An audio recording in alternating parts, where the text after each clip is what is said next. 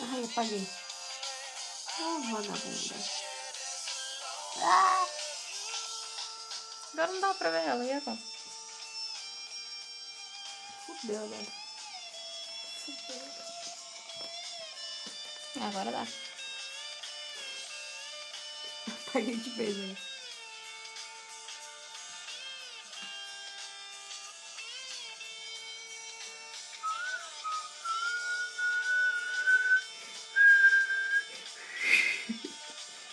Não.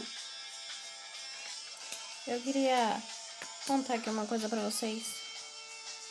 Que agora que eu coloquei essa bosta, eu não consigo mais fazer nada na minha vida. Tipo, eu não consigo mais comer. Não consigo mais fazer nada. Tipo, nem assobiar, ó. Não dá. Fudeu.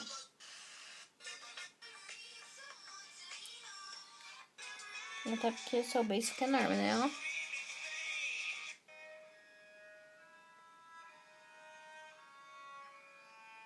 Ó, assim até parece que é bonita, né?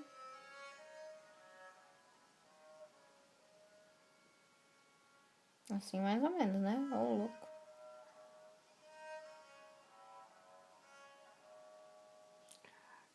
E assim fode, de vez. Nossa, apaguei agora.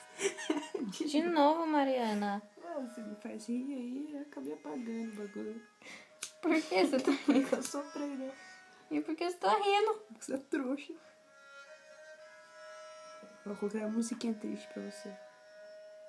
Eu quero a música da Melipola.